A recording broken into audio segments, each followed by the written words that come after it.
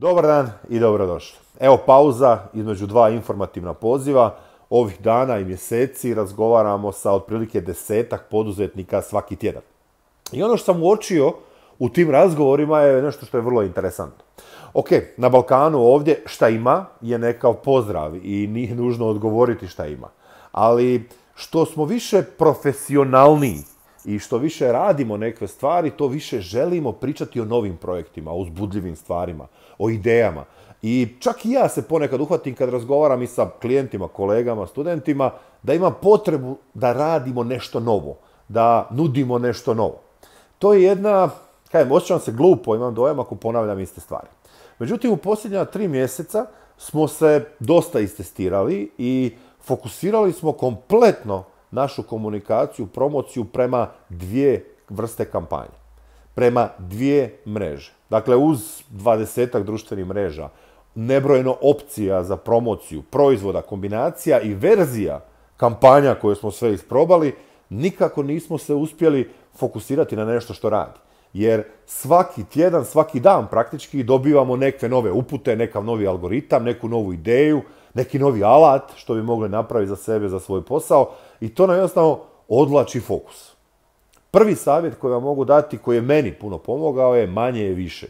Što znači da jedna kampanja na jednoj društvenoj mreži prema jednom segmentu kupaca ili jednom klijentu sa jednom porukom. I kad to ponovite, prvo što će vas ljudi vidjeti kao neko ako ponavlja poruku i prepoznat će vas. Znači što mogu očekivati od vas. To ne znači da se morate fokusirati samo na jedan proizvod ili samo na jednu uslugu.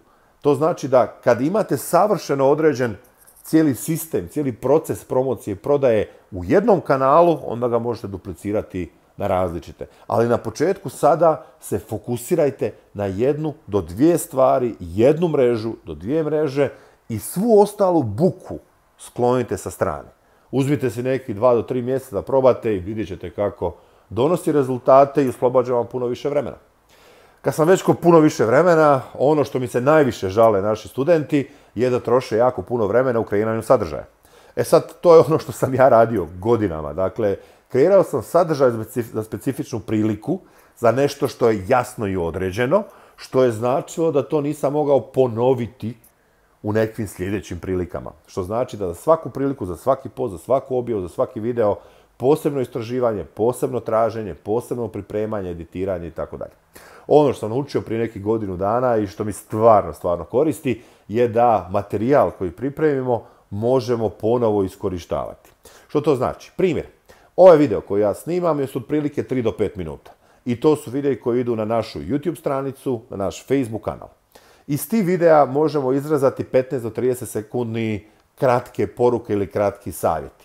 Oni idu kao reklama na Instagram i na Facebook. Isto tako, ako imamo ljude, odnosno osobe koje rade s nama, koje rade prijevod, odnosno transkript ovoga videa, dobit ćemo pisani oblik. Taj pisani oblik za kratak video do 3 do 5 minuta može se iskoristiti isto tako na LinkedInu, gdje ćemo postaviti to kao pisani artikel, kao članak. Taj sadržaj isto tako možemo i prepisati, preorganizirati, dodati primjere i tako dalje i staviti kao naš blog. Ili možemo izvaditi rečenice ili kvotove i savjete i onda ih uz određenu grafiku postati na našim društvenim mrežama, na Facebooku, na Instagramu, na LinkedInu i tako dalje.